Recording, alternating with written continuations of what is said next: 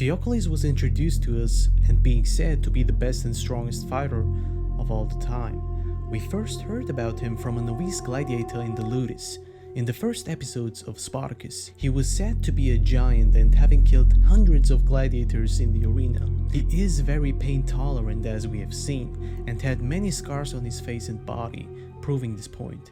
He is similar to Gannicus in the ways of entertaining the crowd and putting on a show, instead of killing his opponent instantly.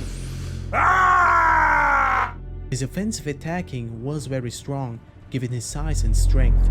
He had left himself open to be cut often by Crixus and Spartacus, and still stood up after being slashed to the ground. This was to show to the viewer that he is not called the Shadow of Death for no reason.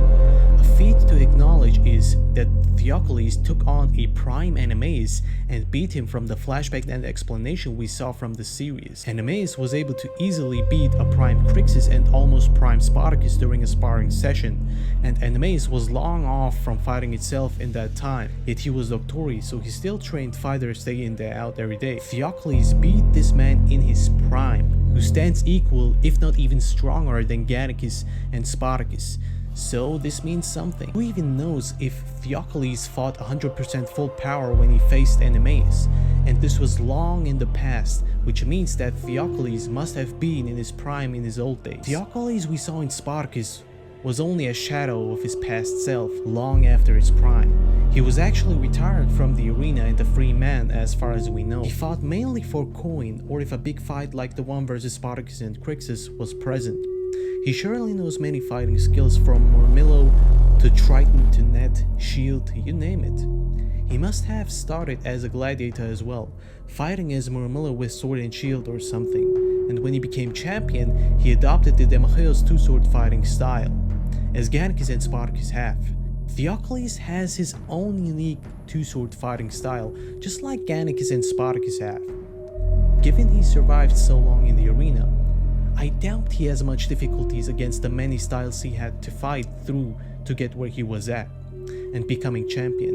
We didn't really see a lot of defense from Theocles, proving his pain tolerance. This does not take away from the point that his fighting skill is superb in comparison to everybody. When Theocles would fight a 100% Spartacus or Gannicus, then Theocles is the type of person to not overly rely too much on strategy when he is in his prime, and could still win the fight without too much of a hassle against a prime Gannicus, Animeus, Spartacus, whoever it is, because prime Theocles is the god himself.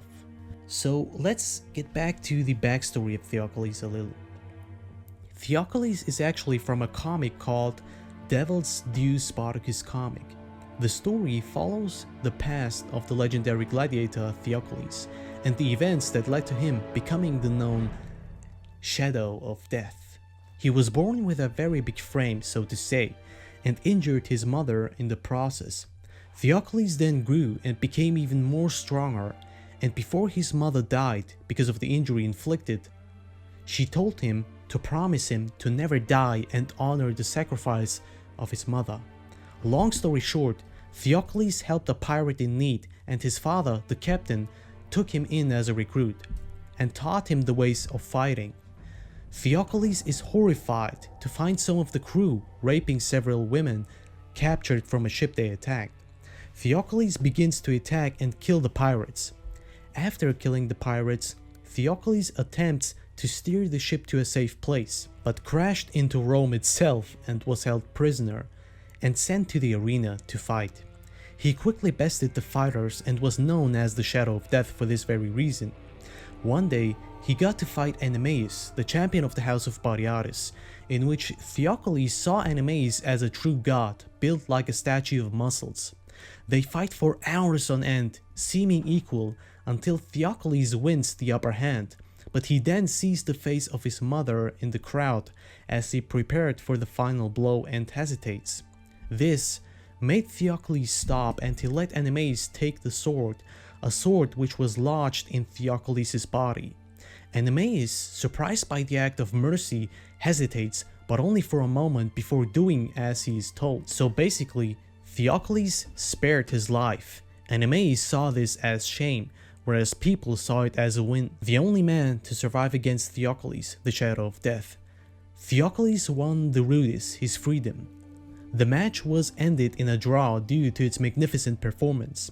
Animes becomes the doctori of this house and trains the gladiators within its walls, praying for a day to get his revenge. Actually, there was even a short story in which Theocles began to love someone named Carina, a woman who lived near the village Laconia where Theocles' origins are from.